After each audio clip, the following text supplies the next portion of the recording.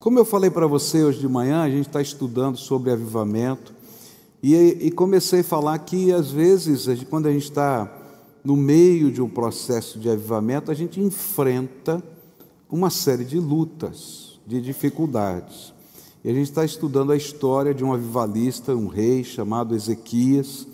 E Ezequias, nós vimos o primeiro momento agora de luta da vida dele, porque até o cronista, lá em 2 Crônicas 32, verso 1, ele diz assim: depois de todas essas coisas, todos esses atos de fidelidade, Senaqueribe invadiu e começou a conquistar toda a terra.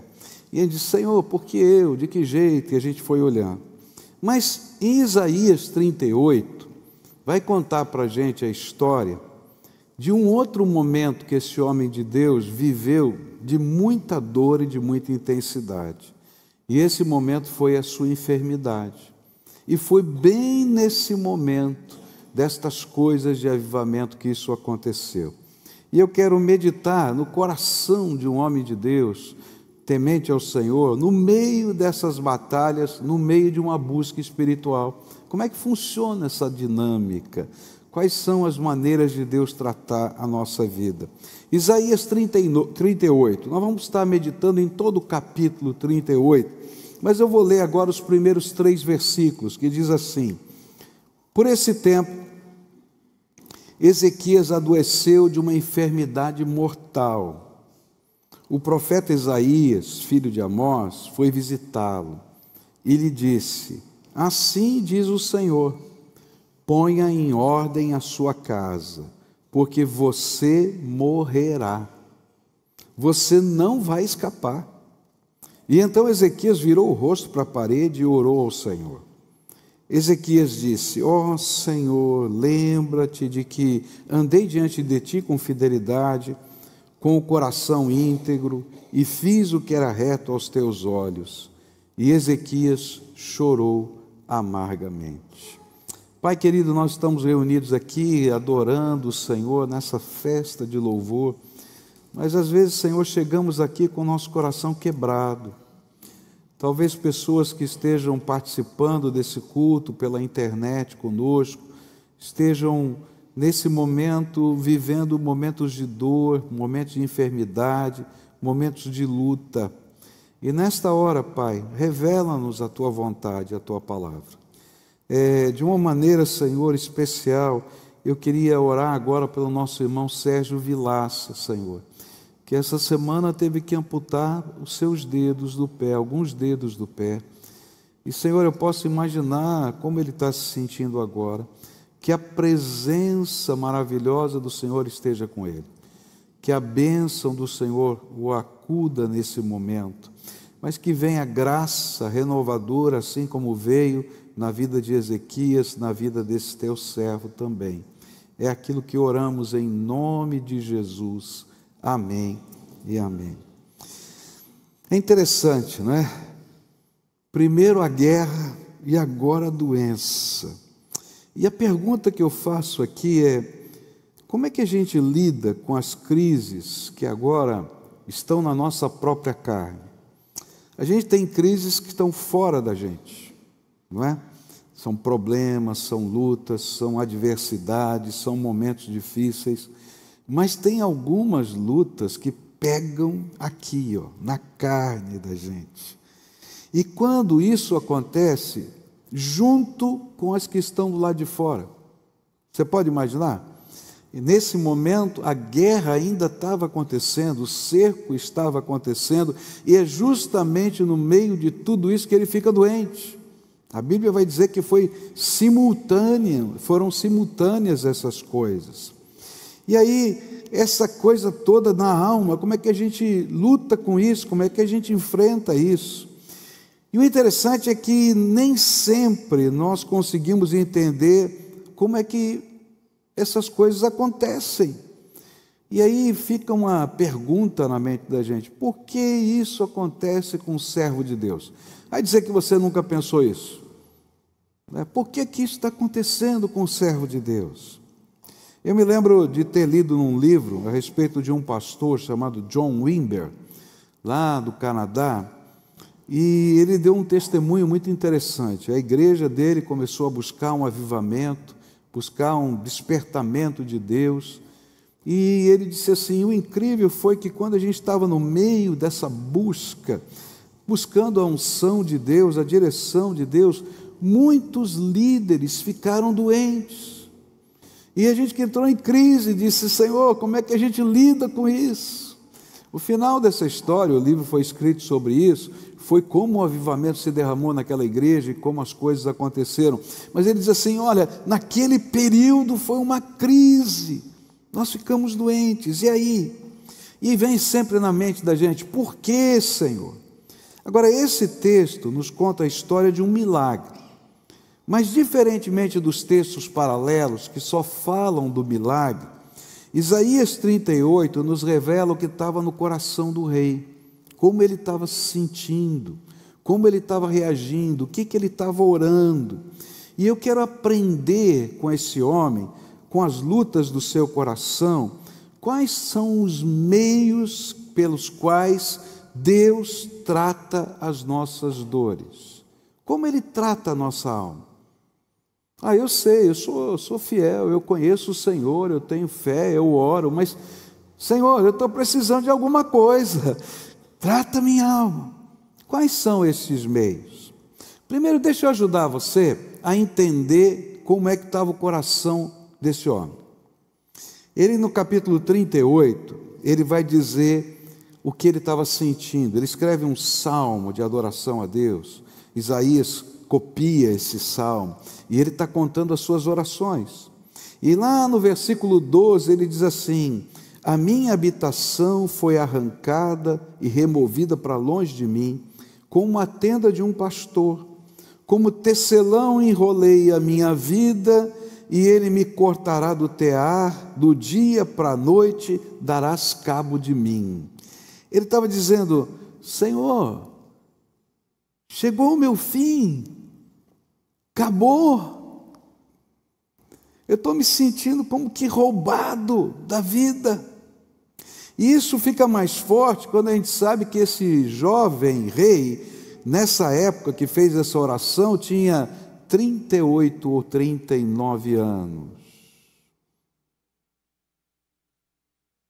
Ele fala com mais intensidade, ele diz assim: eu disse, verso 10, em pleno vigor de meus dias, hei de passar pelas portas do além, fui privado do resto dos meus anos.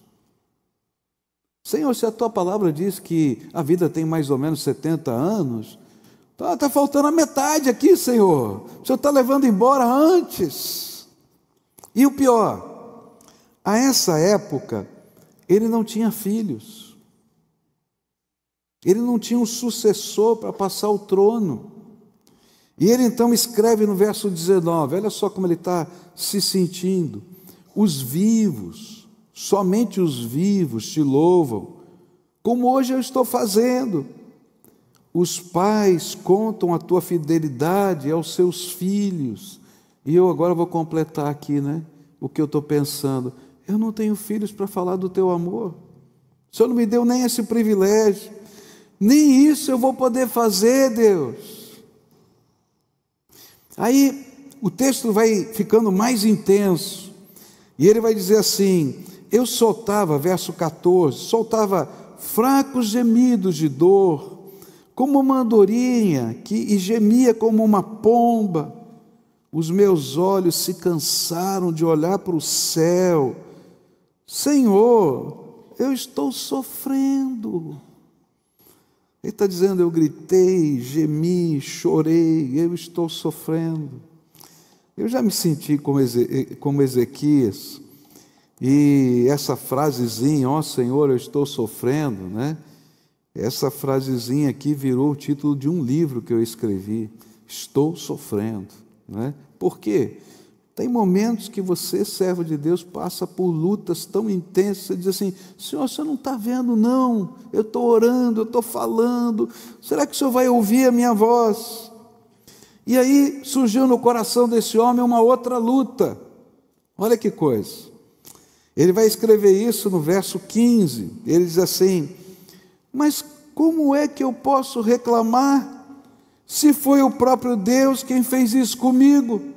Estou tão aflito que já não consigo dormir. Assim, não adianta nem falar, porque eu creio que tudo passa pela tua aprovação, então essa enfermidade veio com a tua aprovação. Eu vou falar com quem? Que coisa!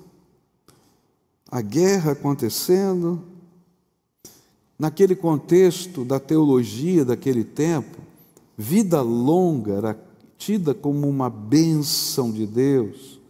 E aí ele estava dizendo: Senhor, por que o Senhor não me ama? Vai me tirar a vida agora? Não me está dando o privilégio de continuar a viver, de alcançar alguns pequenos sonhos, como ter um filho? Será que eu não sou amado? Será que eu não sou bendito do Senhor? Será que o Senhor se esqueceu de mim?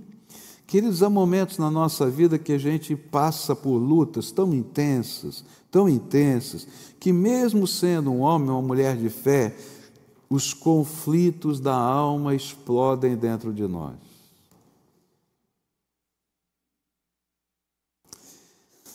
E aí Deus coloca um recurso, que é a primeira maneira de Deus tratar o nosso coração. E esse recurso é uma ferramenta de Deus, é uma arma de Deus para tratar a nossa alma. É isso exatamente que Ezequias está fazendo. Chama-se oração. E aí a Bíblia vai dizer que quando ele recebe essa notícia, e todos esses pensamentos estão dentro da sua mente, a palavra do Senhor diz assim: Ezequias virou o rosto para a parede e orou ao Senhor. Lembra-te, Senhor, de como tenho te servido com fidelidade, com devoção sincera, e tenho feito o que tu aprovas. E Ezequias chorou amargamente. E então a palavra do Senhor veio a Isaías. Eu quero dizer para você que há momentos na nossa vida que todos esses sentimentos se misturam dentro da gente, porque você é humano. Você é humano. Pode dizer para quem está perto: você é humano, só pó. E algumas coisas mexem profundamente com a gente. A nossa finitude mexe com a gente. Você vai ter que dizer: como humano você vai morrer. Fala aí para quem está perto de você. Espero que não seja hoje. Mas quando a gente fala de finitude, é um negócio sério, complicado. A gente é humano.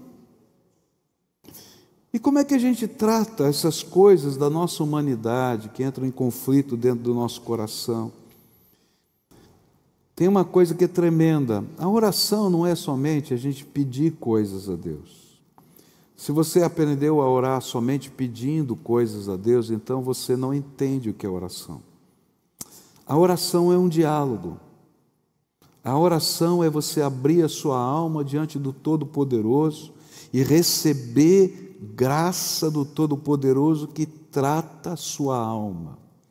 Nem toda oração vai ser respondida com sim. Algumas vezes Deus vai dizer não, outras vezes Ele vai dizer espera, outras vezes Ele vai dizer assim: eu tenho um plano que você ainda não conhece.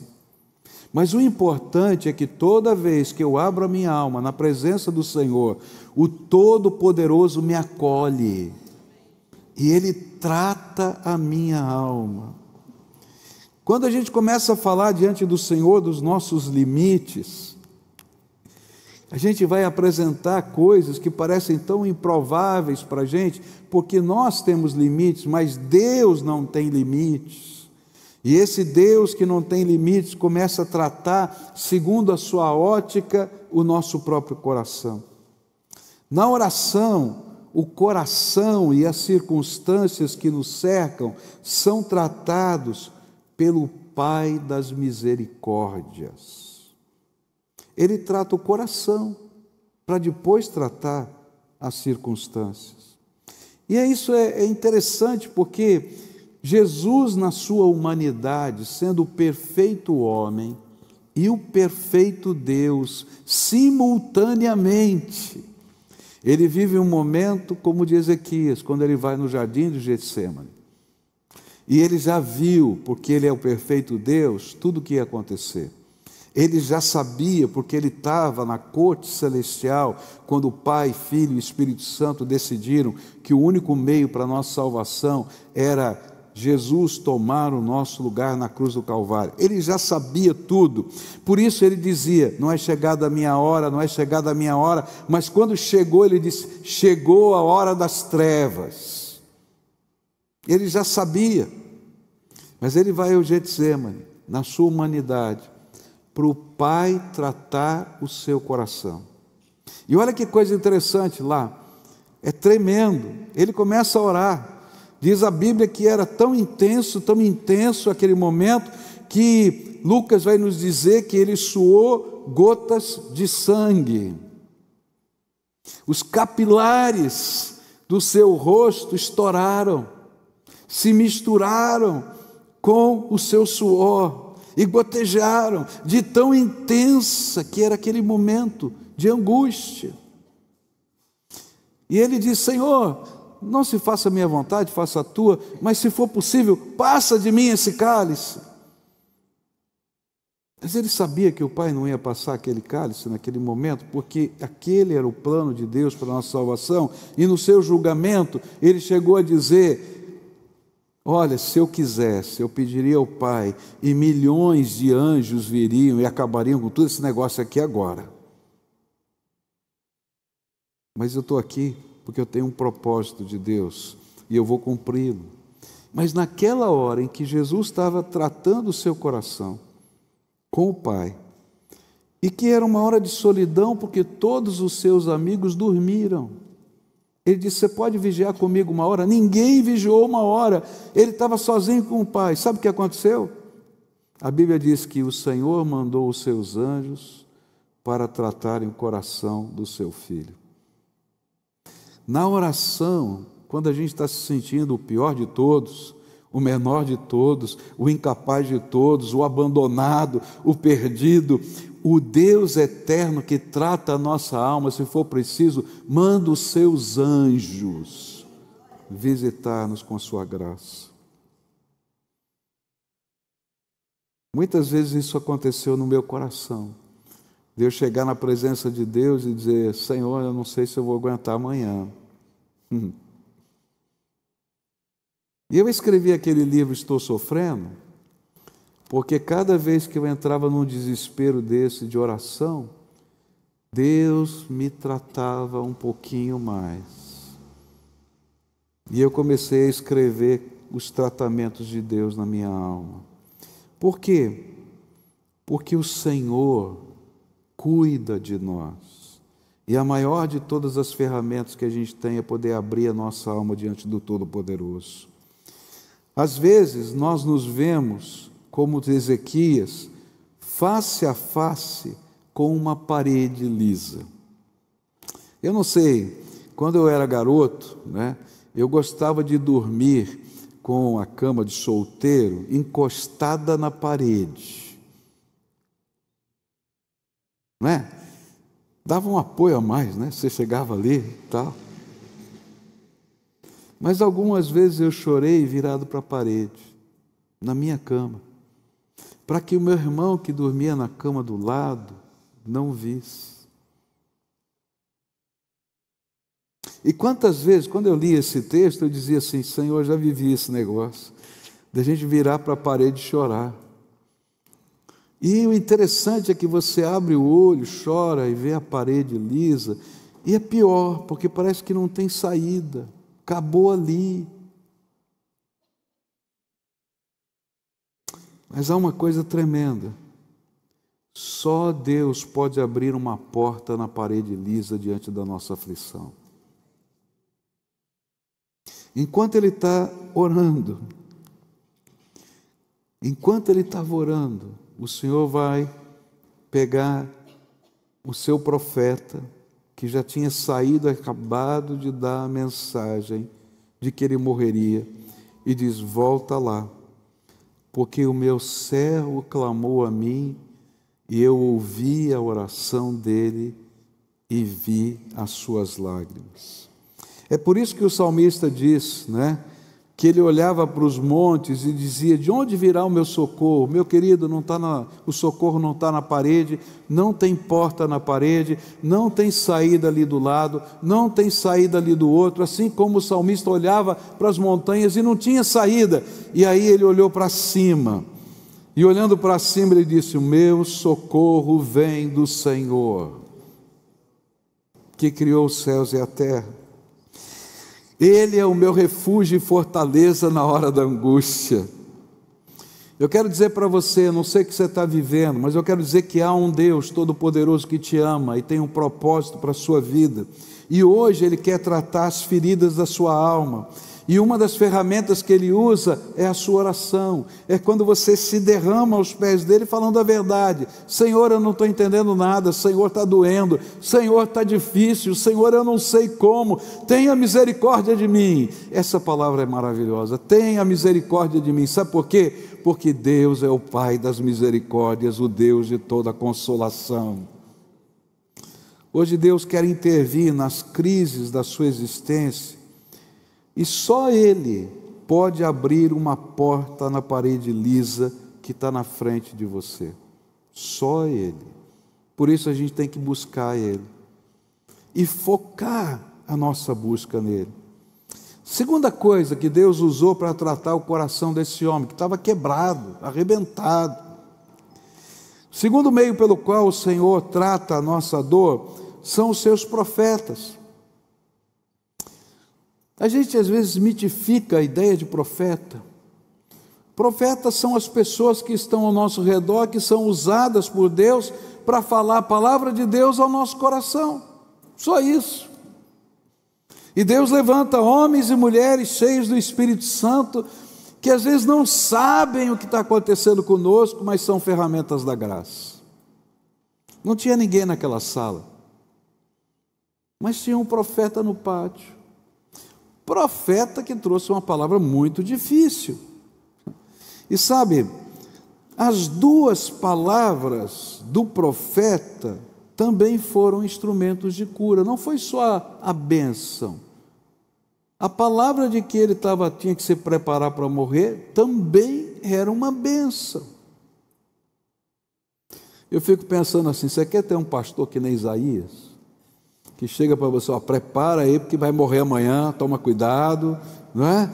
Esse negócio aqui é feio, né? Se você for fazer capelania hospitalar, vão te expulsar do hospital no mesmo dia, não é?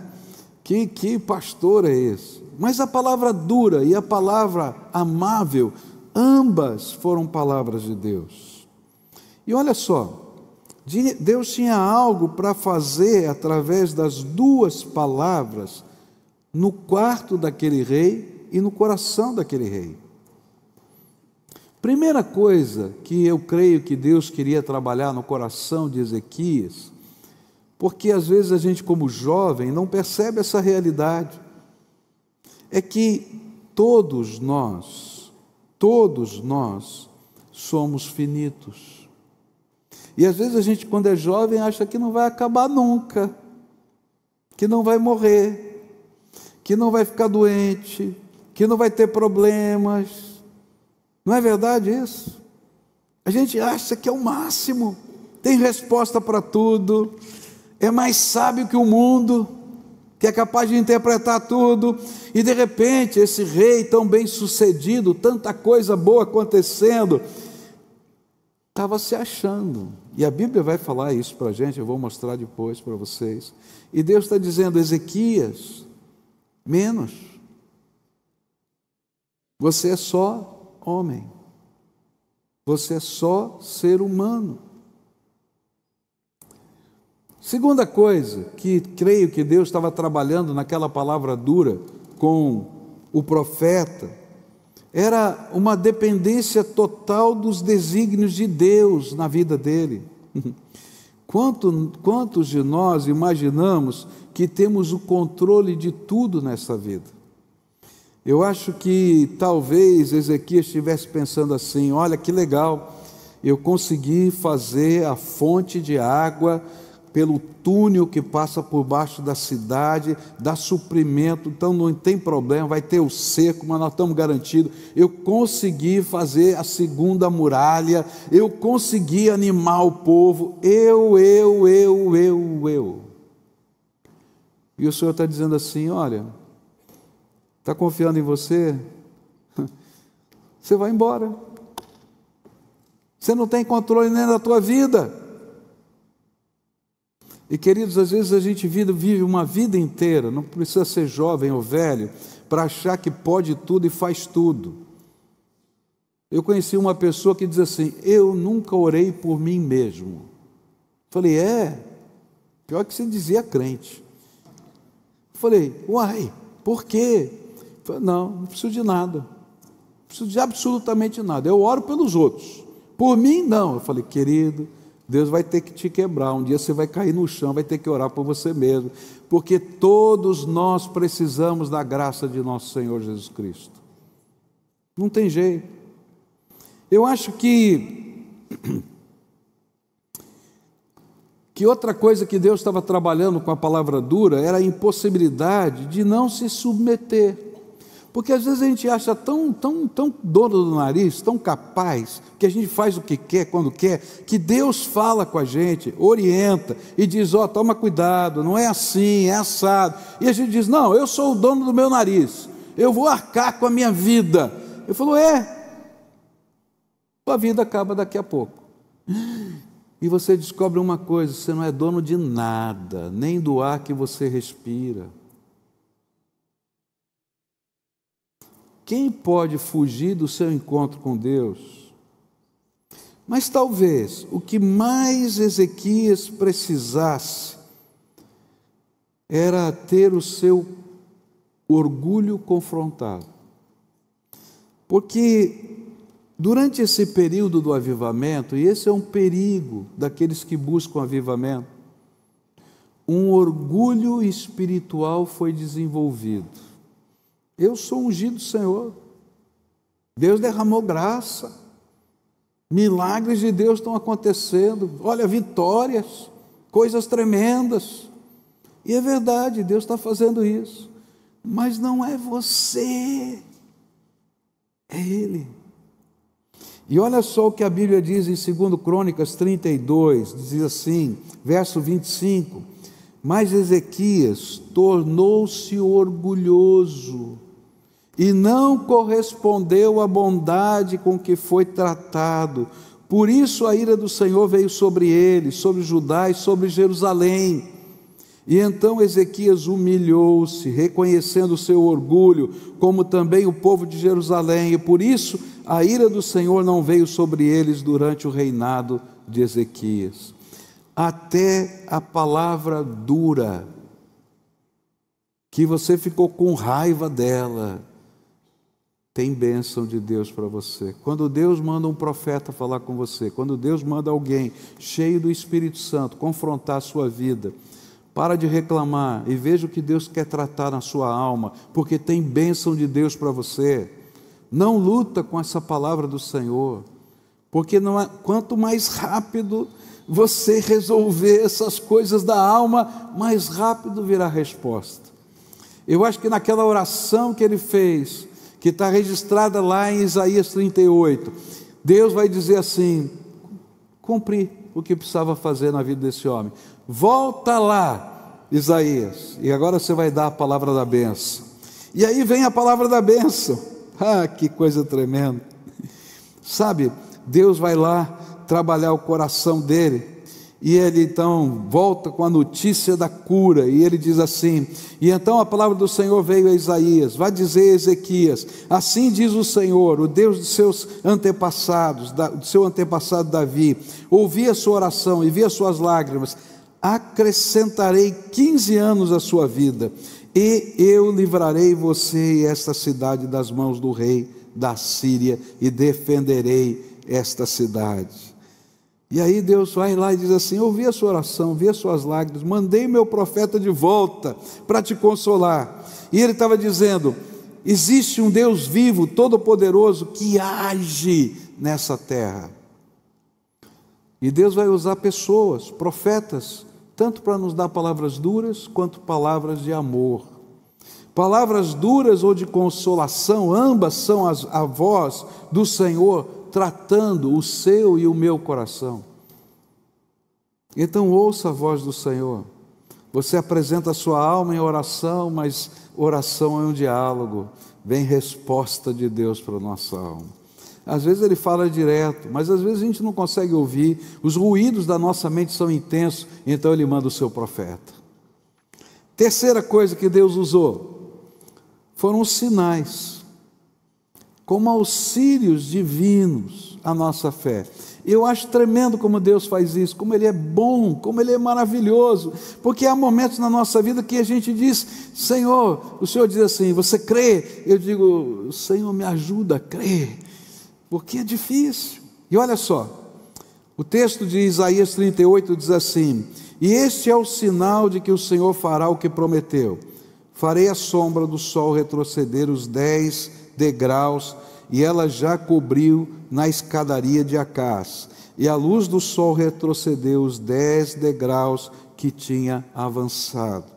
Mas o livro de Reis nos dá mais detalhes dessa conversa, e ele vai dizer assim: Ezequias havia perguntado a Isaías: qual será o sinal de que o Senhor me curará e que de hoje a 3 dias subirei ao templo do Senhor? Por que ele fez essa pergunta? Ele estava tão doente, que ele acreditava que ia morrer. E depois, ainda que o profeta tinha dito que ele ia morrer, ele tinha certeza que ia morrer. Agora você está muito doente, muito doente. A Bíblia fala de tumores, de erupções, de pus, de coisas na pele que eram visíveis, de dor. E você olha para você e diz assim: daqui 3 dias eu vou entrar no templo, você vai lá andando. Consegue entender o conflito? Acabou de falar que eu vou morrer, agora está falando que eu vou viver. Como é que eu posso ter certeza? E Isaías respondeu: o sinal de que o Senhor vai cumprir o que prometeu é este. Você prefere, olha só, que a sombra avance ou recue 10 graus na escadaria? Disse Ezequias: como é fácil a sombra avançar 10 degraus? O sol não anda para trás. É fácil ele continuar andando. Se andar um pouco mais rápido, pode ser que eu me confundi. Agora, se eu conseguir ver essa sombra voltar 10 degraus, é milagre. Então, que ela volte 10 degraus. E então o profeta Isaías clamou ao Senhor, e este fez a sombra recuar os 10 degraus que havia descido na escadaria de Acás. Agora me perdoe, não está aqui na Bíblia, mas eu gosto de pensar nessas coisas quando eu leio a Bíblia. Eu fico imaginando Isaías e Ezequias olhando para a escadaria, porque a escadaria passava pela janela, você podia ver, e ali era o relógio de sol, e eles estavam olhando lá, já tinha passado, e de repente eles fizeram a oração: vem aqui, Ezequias, pode olhar, e ele começa a olhar: 1º degrau, 2º degrau, 3º degrau, 4º degrau, 5º degrau, 6º degrau, 10º degrau. Eu creio, eu vou estar daqui 3 dias no templo. Sabe, esse Deus vivo e todo-poderoso sabe que às vezes nós estamos tão abalados que não conseguimos crer nas promessas. Deus já te deu uma promessa e você disse: obrigado, Senhor, mas eu não tenho ideia de como é que isso pode acontecer. E então, na graça dele, Ele nos ajuda a crer. E Ele nos dá sinais do seu socorro, cujo objetivo é revelar a sua glória e ajudar-nos a crer na sua promessa, na sua direção, mesmo no meio das maiores crises. Eu quero dizer para você que eu busco tanto de Deus sinais, tantas vezes na minha vida. Às vezes quando Deus tem que me colocar algumas coisas novas, para a minha vida, e que me parecem estranhas demais, difíceis demais, complicadas demais, eu peço sinais. Para me casar com a Mirna, eu pedi 10 sinais. E Deus me deu todos os 10. Eu achava uma loucura. Como é que um velho vai casar com uma jovem daquela, linda? É doido. Ela. Não é mais doida do que eu. Mas Deus é fiel, Ele dá sinais. Em algumas decisões, como vir aqui para Niterói, eu pedi vários sinais. Algumas vezes já quis ir embora, pedi sinais, aí ele falou, fica aí por enquanto. Estou falando sério, não estou brincando não. Tá? Por quê? Porque às vezes a gente vai enfrentando crises dentro da alma. Não importa quem é você. Você enfrenta crises, eu também. E aí Deus nos dá essa bênção de falar conosco, colocar profetas, pessoas que nos ajudam, mas também colocar sinais da sua graça, que são irrefutáveis. Eu sei que Deus me deu essa palavra. E queridos, a gente está muito bem acompanhado. Moisés precisou de vários sinais. Lembra lá, ele falando com Deus, joga a vara, pega a vara, coloca a mão, sinais. A gente vai ver Gideão, novelo de lã, Deus deu o novelo e falou, não, Senhor, vamos fazer o inverso, porque talvez possa ser um acidente aí de percurso, e Deus faz o inverso. Deus se revela, Ele faz prodígios, sinais e milagres em qualquer tempo da história, para mostrar que não se esqueceu e nem se esquecerá dos seus filhos. Eu vi a história de um chinês, escreveu um livro sobre isso, em que ele foi preso por causa da pregação do Evangelho. E ele era um homem que não se continha, ele pregava na cadeia, ele pregava em todo lugar. E lá, naquela opressão que ele sofria, os soldados o puniam toda vez que ele pregava o Evangelho, dentro da cadeia. Então ele era maltratado, eles davam uma surra nele. E eu fico imaginando, talvez o coração daquele homem, Senhor, eu estou fazendo a tua obra e estou apanhando. Mas cada vez que isso acontecia, um milagre de Deus acontecia. Aquele soldado que batia nele, nos dias seguintes, apareciam tumores no seu corpo. Primeiro foi coincidência, o segundo, o terceiro, mas de repente, quando alguém recebia a ordem de bater naquele homem, ele dizia, eu não quero bater nele não, tem um negócio de Deus, desse Deus dele aí, que eu não acredito, que funciona. Fulano ficou doente, Beltrano, Ciclano, Beltrano. Sinais de Deus. Deus ainda nos dá sinais, eles são instrumentos de consolação e esperança. Eles são marcos de Deus em nossas vidas, para que continuemos a crer e esperar a misericórdia dEle. E que é como se Deus dissesse, vi as tuas lágrimas e ouvi a tua oração. Querido, pedir um sinal não é falta de fé, é usar um recurso de consolação de Deus e uma certeza para uma decisão que precisamos tomar. Busca o Senhor, busca o Senhor, busca o Senhor. Ele é o único que pode abrir uma porta na parede lisa. Última coisa, para a gente ir para casa daqui a pouquinho, senão você também não deixa eu voltar depois, né? Então aqui, olha, verso 21. Depois que eles vêm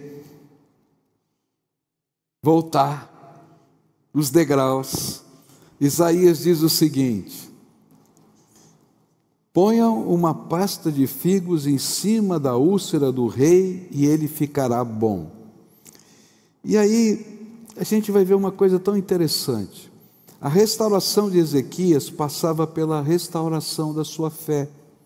E essa é uma coisa importante. Deus está trabalhando não apenas as coisas que estão nas nossas circunstâncias, não apenas as coisas que estão no nosso coração, mas Ele tem propósitos maiores. Ele quer consolidar a nossa fé, a nossa esperança, o nosso amor nele. E como fazê-lo? Deus vai usar a oração, o profeta, o relógio de Acás, o sinal, mas agora Ele vai usar uma pasta de figos. E é interessante porque, em algumas ocasiões, Deus faz milagres imediatamente. Falei hoje de manhã, né? Curou o cego, de uma vez. Mas, em alguns momentos, Deus propõe aquilo que eu vou chamar de passos de fé, que precisam ser obedecidos para que o milagre ocorra. E eu fico pensando, por que às vezes Deus faz de uma vez e por que às vezes Deus propõe passos de fé? Porque Ele conhece o nosso coração. E às vezes nós precisamos consolidar a nossa fé com a obediência, com a determinação de fazer o que Ele está mandando. Eu vou chamar isso de passos que constroem a fé. E a gente vai encontrar isso na Bíblia. Aquele homem arrogante, general Naamã, ele não é nem recebido pelo profeta. E o profeta manda o seu mensageiro dizer: olha, você quer ficar bom? Mergulhe aí 7 vezes.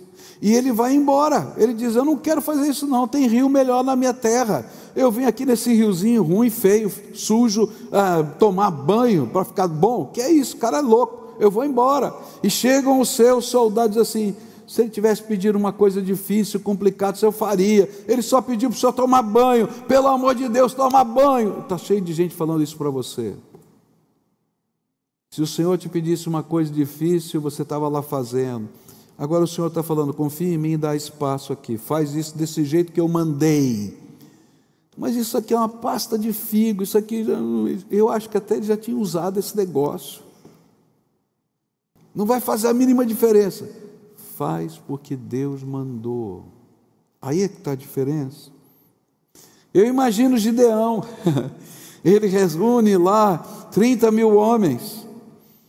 Depois o Senhor faz a primeira limpa, sobram 10 mil. Ele diz: tá bom, 100 mil, 10-1. A gente vai lutar contra 100, estava 3-1, agora ficou 10. O Senhor falou: tem muita gente. Ai meu Deus, para com isso, Senhor. Eu, se fosse ele, estava chorando: Senhor, pelo amor de Deus, vamos lá, né?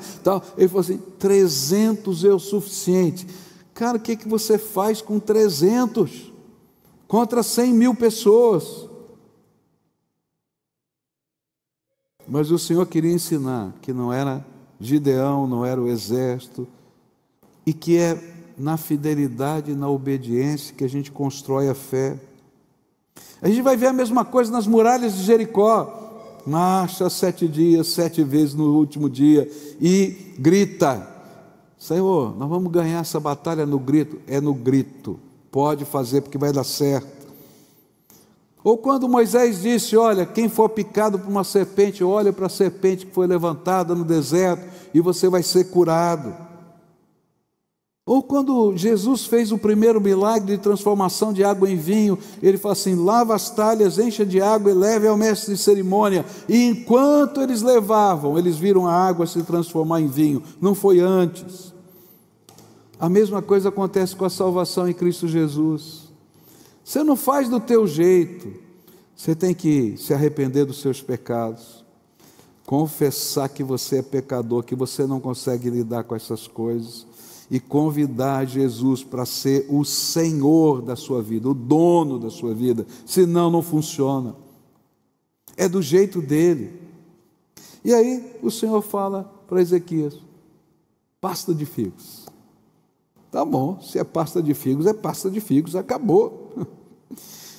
Se você imagina que foi uma pasta de figos que curou Ezequias, então quero dizer que você é um grande tolo. Porque quem curou não foi a pasta de figos, foi a graça de Deus. A Bíblia tem algumas coisas assim, estranhas. Ele fala assim: se tem alguém entre vós doente, está na Bíblia, não está? O que está escrito lá? Chama os presbíteros da igreja, orem com ele, unja com óleo E a oração da fé salvará o doente. Quando a gente unge alguém numa oração, a gente não está crendo que o óleo tem poder para curar, a gente faz só por obediência. Assim como eu celebro a ceia do Senhor por obediência. O milagre não está no método, mas na confiança e na fé colocada na promessa. Eu costumo dizer que tem muita gente nessa vida que infelizmente para no último mergulho. Lembra de Naamã? Primeiro, segundo, terceiro, quarto, quinto, sexto mergulho, nada aconteceu. Só no sétimo. No último dia da pasta de figos, no último dia da pasta de figos, aquele homem se levantou e foi ao templo. Porque é assim que Deus trabalha. Tem muita gente que para no último mergulho, no último dia da pasta de figos, e não desfrutam da bênção prometida, porque fé e obediência incondicional sempre vão andar juntos.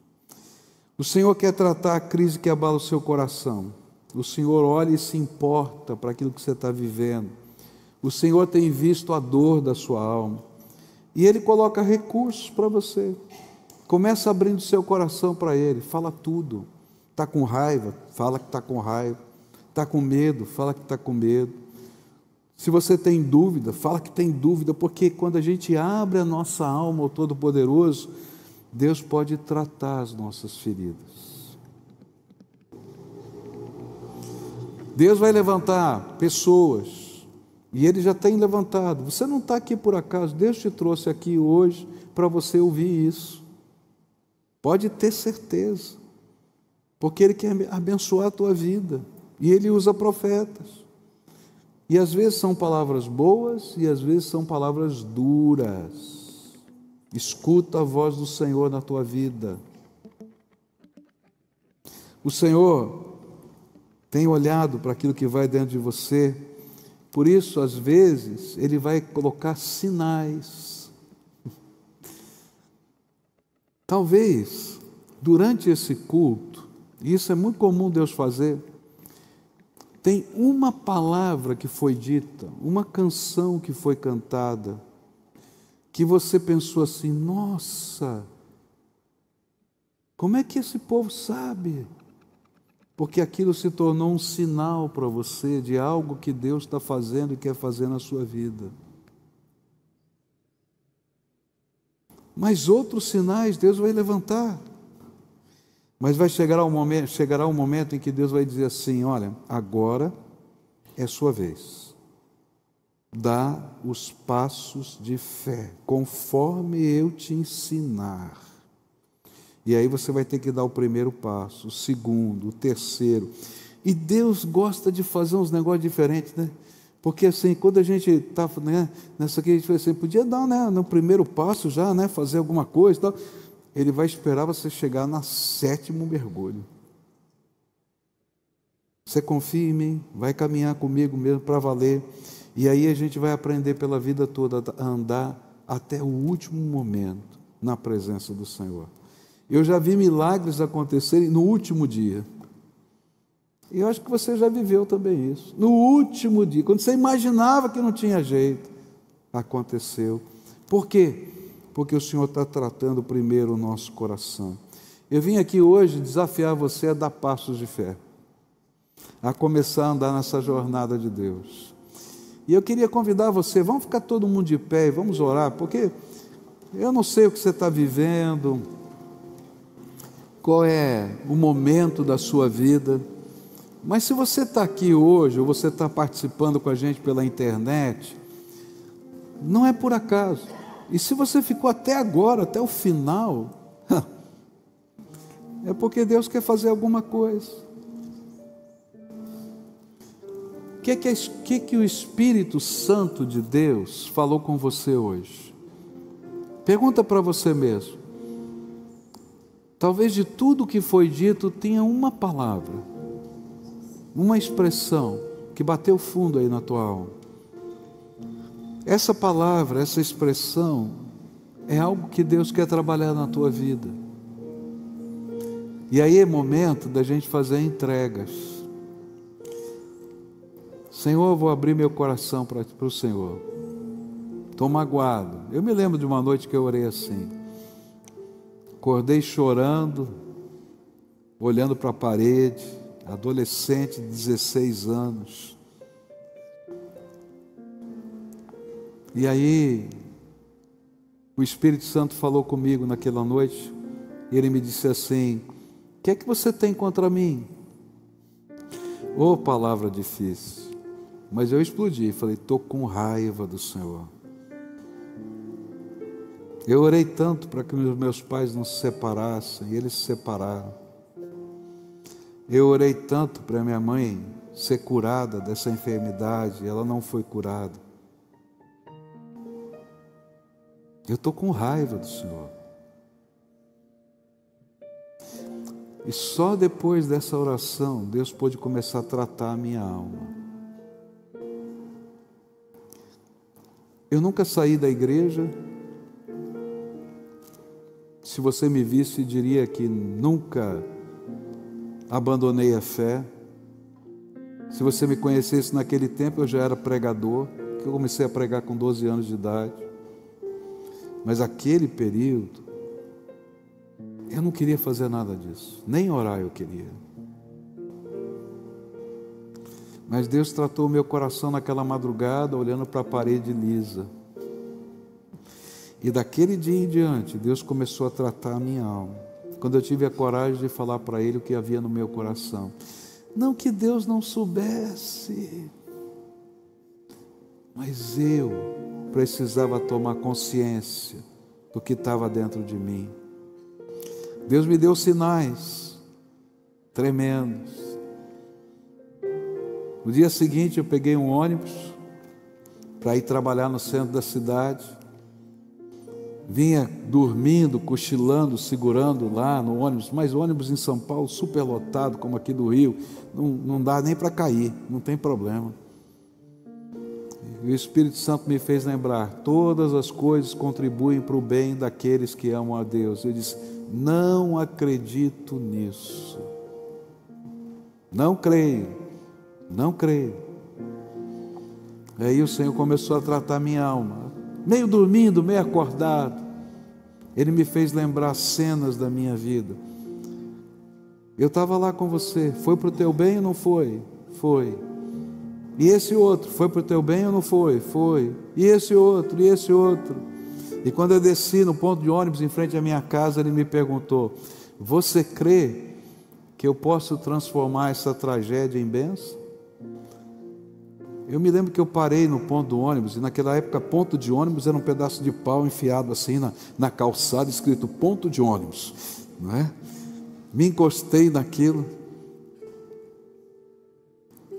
e a única coisa que eu consegui dizer foi: me ajuda a crer. E esse Deus que ouviu a minha oração no ponto do ônibus é aquele que está me ajudando a crer até hoje. E Ele quer ajudar você a crer todos os dias. Ele quer segurar na tua mão e quer te abençoar. Então agora, vai tocar só essa canção agora, só tocar. Depois a gente vai cantar, tá? E você vai orar. O que é que Deus ministrou na tua vida? Fala com Deus agora. Qual é a resposta, qual é a palavra que você vai falar para o teu Deus? Querido, se tiver que chorar na presença dele, chora. Se tiver que gritar, grita. Foi assim que Ezequias fez. Se tiver que reclamar, reclama. Mas abre o teu coração e deixa o Espírito Santo trabalhar na tua vida. Ele vai abençoar você. Ele vai fazer coisas tremendas para você. Mas deixa Ele tratar a tua alma. E como uma criança, pula no colo de Jesus hoje. Pula no colo de Jesus hoje e deixa Ele te carregar. Querido Senhor, tem muita gente orando aqui, orações tão íntimas, tão pessoais. que não dá nem para a gente publicar o que eles estão falando, porque falam da alma, do coração, da vida, da história, das marcas, do hoje. E eu quero te pedir, Senhor, assim como aconteceu nos dias de Ezequias, agora dá uma palavra de bênção para eles. Dá uma palavra, Senhor, da tua graça, da tua misericórdia, do teu amor. Se eu falar essa palavra, Senhor, talvez eles não creiam, mas se o Senhor cochichar aí no coração deles, eles vão te dizer: o meu Deus me tocou nessa noite. E eu quero te pedir, toca, Jesus, a vida do teu povo agora e abençoa. Toca, Jesus, a vida do teu povo e abençoa. Toca, Jesus, a vida do teu povo e abençoa. Tem pessoas que estão aqui, Senhor, mas tem pessoas que estão do outro lado do mundo assistindo essa palavra. Toca, Senhor, aquela pessoa em nome de Jesus agora, e que ela sinta o poder da graça de Jesus descendo sobre ela. Senhor, restaura a fé, restaura o ânimo, restaura a alegria, restaura a graça. E Pai, dá as tuas ordens, porque nós queremos dar cada passo que o Senhor determinar para construir a nossa fé segundo a tua vontade. Faz isso na minha vida e na vida dos meus irmãos. É aquilo que oramos em nome de Jesus. Amém e amém.